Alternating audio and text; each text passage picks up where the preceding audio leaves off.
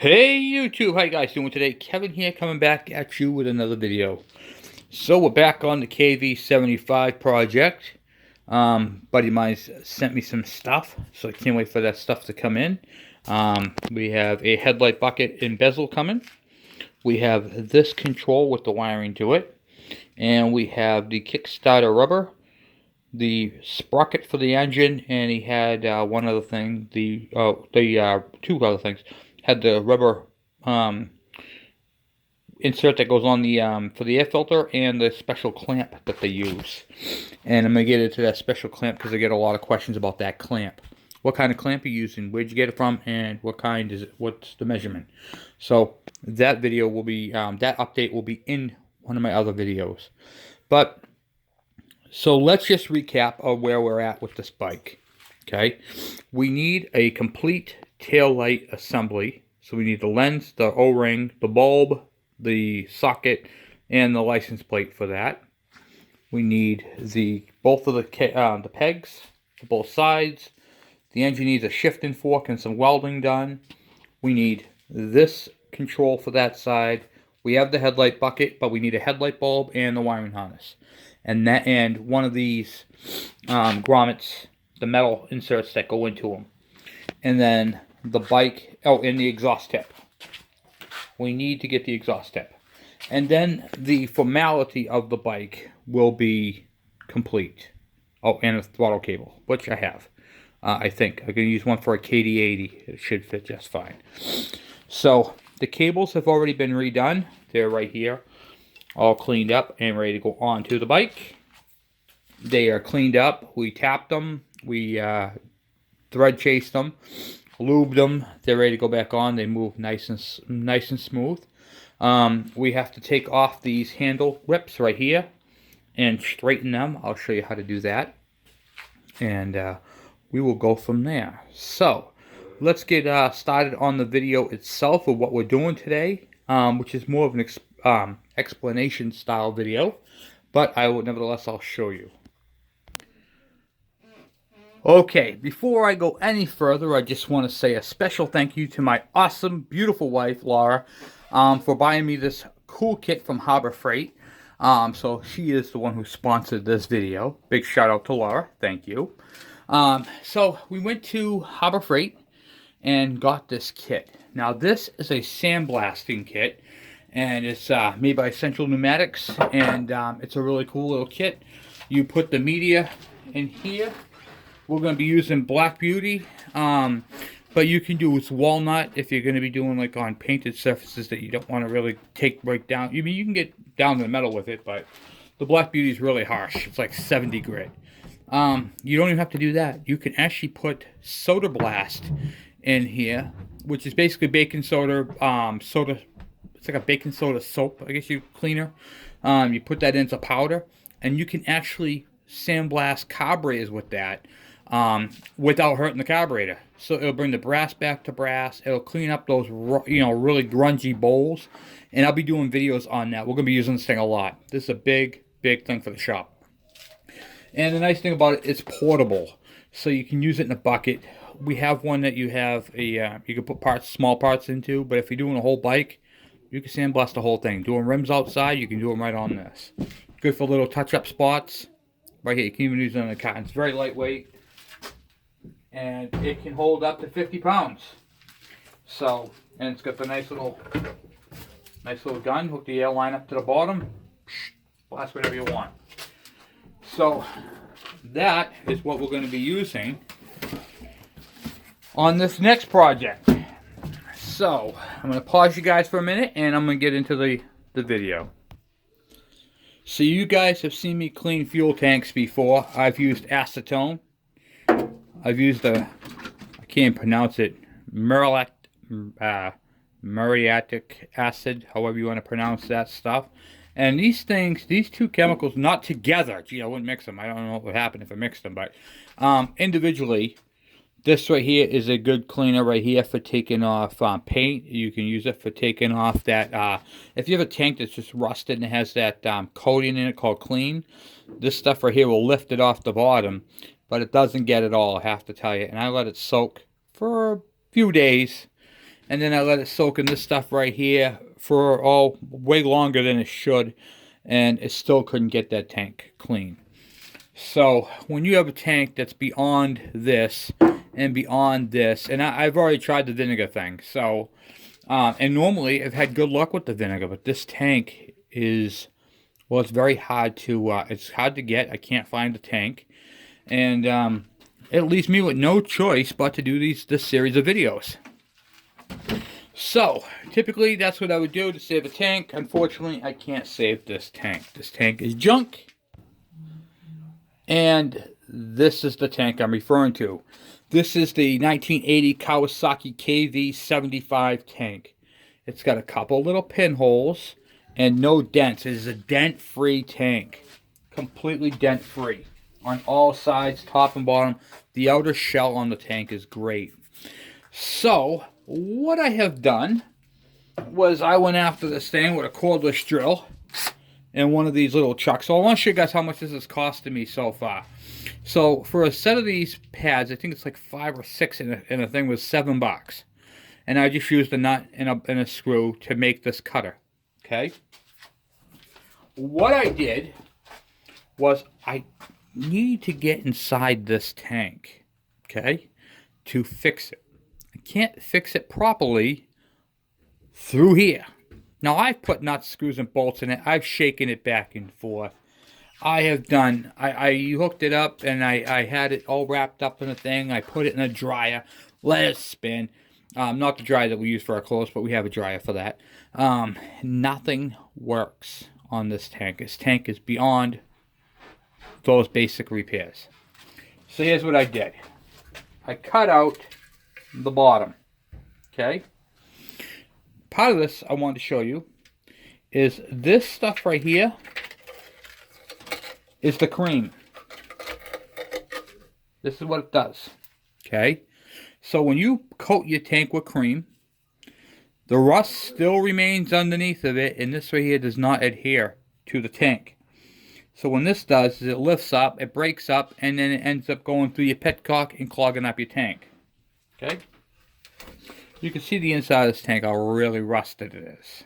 Okay, tank is pretty well shot. I mean, there's a lot of debris.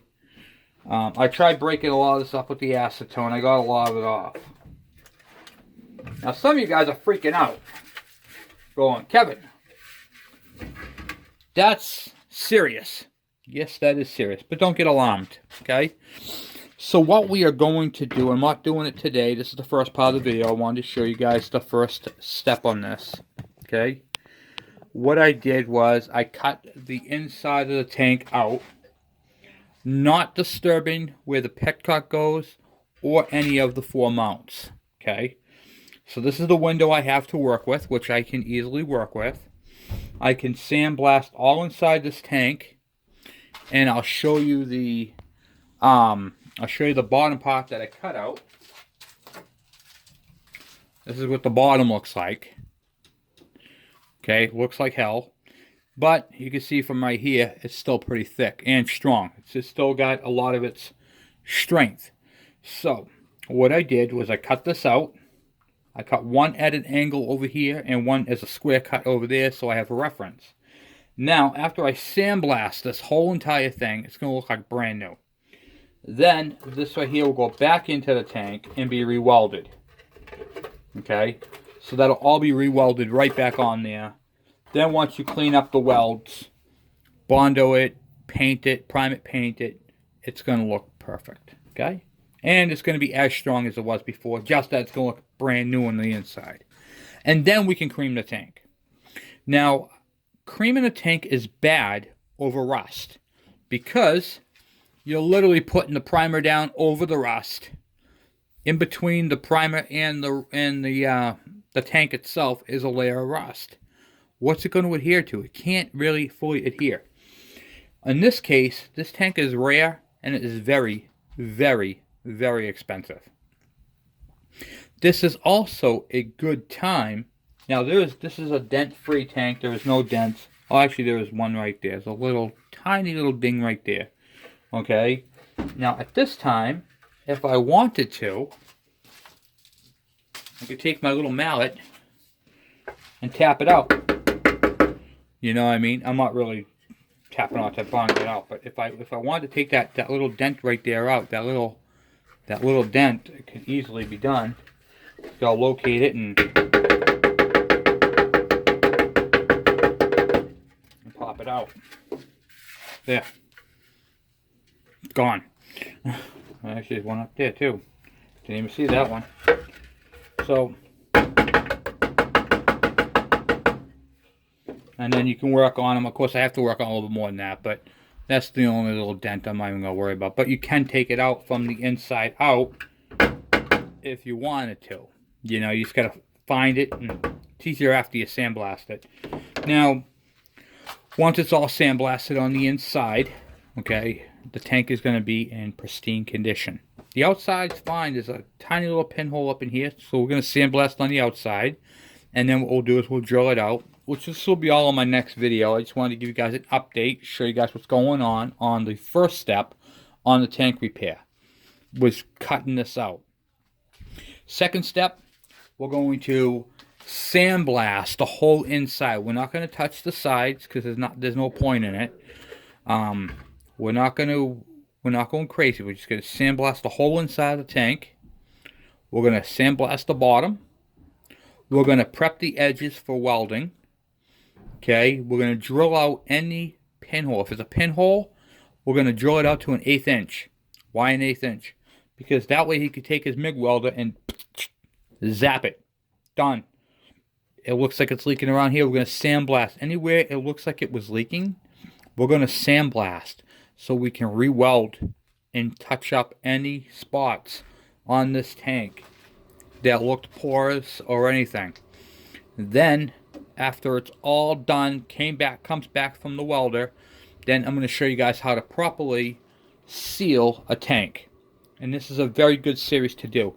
Now this tank right here, the kv75, is a very expensive bike.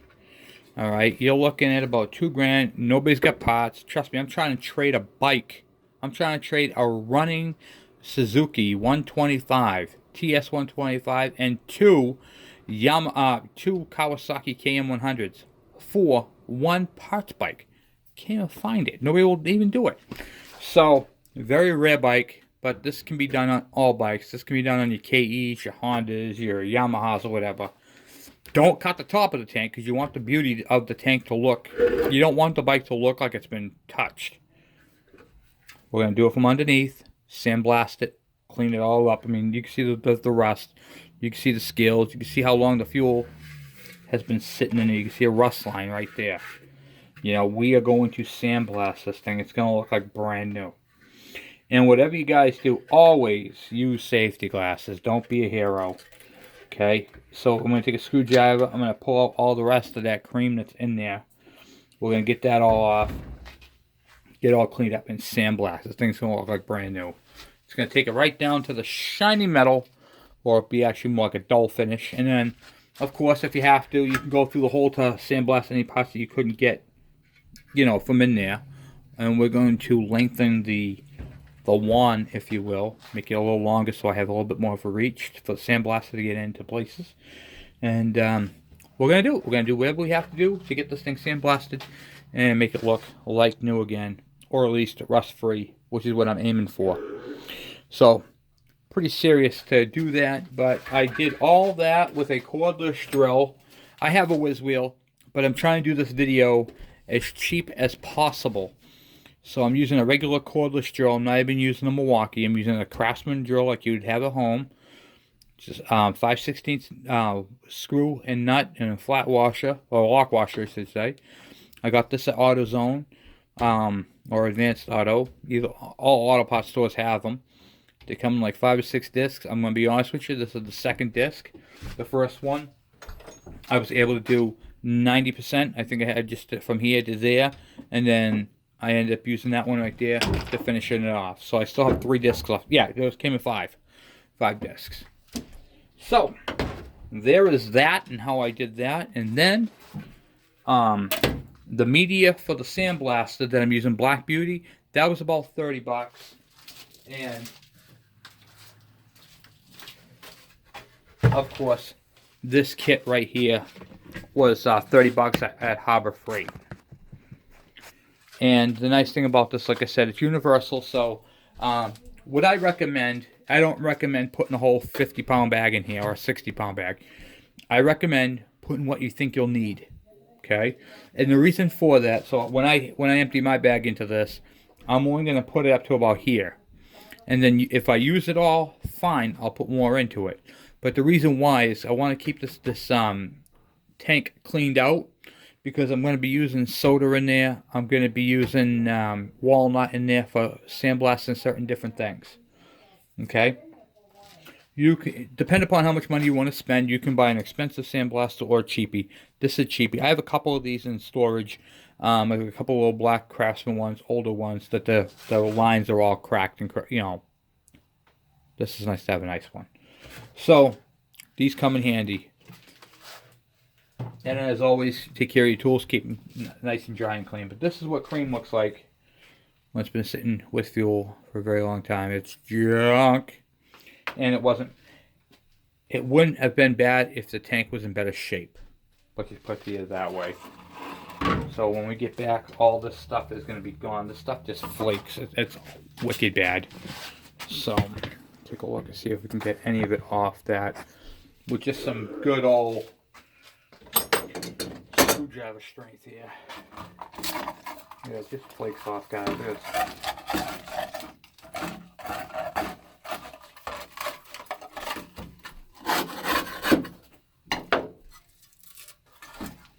Now, if it was done properly, this wouldn't flake off like that.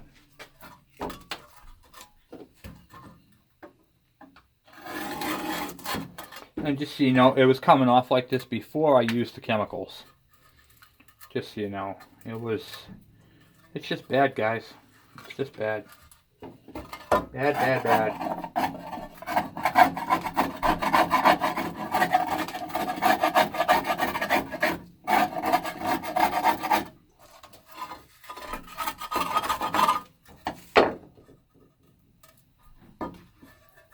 So, see how it's all just flaking up. So, there's a couple of rust holes in it. We're going to sandblast this whole entire piece, the whole entire thing, make it all look nice and pretty, and it is going to work just marvelous. Well, this is the piece right here, and on the next video, I will show you how it's going to look, because I'm going to sandblast this tomorrow. I'm going to sandblast this piece, a little bit of the tank, and I'm going to show you a comparison. So keep this video in your mind, and you will see how bad this tank was, looks, and is. Because we're going to fix it. Once this is welded back on, like I said, a good welder will get a good penetration into the tank, and then when you're looking at it, it's going to look perfect. Okay? I cut it, like I said, once again, I didn't disturb any of the mounts, because you don't want to cut a mount out and have to re-weld it back on, and oh god, is that straight? Is that on? Is the tank going to be sitting on the bike like this? You want the tank to be on the bike. You want it to look professional and be on the bike right where it's supposed to be. So we didn't touch any of these. I am going to sandblast around it, and I'm going to sandblast underneath here. Okay, I'm going to sandblast the whole under part of this tank, and especially on the inside. You can see how bad the inside of the tank is. We're going to make this thing like new. So anyway, guys, once again, a big shout out to my wife, Laura. Thank you for the sandblaster, honey. And to all you guys, thank you for watching. Guys, 250,000 views. I'm blown away. Thank you, guys. We're up to 400 downloads. And we're up to 1320 on the subscribers, guys. Thank you for subscribing. It really means a lot. So, and thank you for sharing. I see a lot of you guys sharing my page with a lot of people. I really, really appreciate that. Thank you. So we're going to keep plugging away at this video. I am not doing the welding on this. I am not a professional welder. I'm more of a novice, if you will, when it comes to that type of stuff. So this is going to be sent out to be welded at a machine shop. And what I like to do is I like to bring all my projects at the same time. So what we're going to do is we're going to do the tank, we're going to do the shifter shaft, and the block all at the same time. Drop it off. Here you go. Have it. And then when we get all the stuff back, it's going to be like Christmas time. So that's what we're going to do. It's going to be a little bit more money doing it that way, but it's worth doing it that way. And it's repetitious stuff. Once it all comes back from being sent out, then I can then go ahead and start putting stuff back together. So that's pretty much it for me, guys. Thank you very much to all the guys over there in the UK and all over, Pakistan, over there in, what do you call it there, the Philippines. I got people from all over the world commenting on them. Thank you, guys. It means a lot. Canada, all over the place, United States, everywhere. You guys have been just a really great fan base, and I really appreciate your compliments and your comments. You guys have made this very enjoyable to do these videos. So we're going to keep plugging away, and go Pats. Talk to you guys later. Thanks.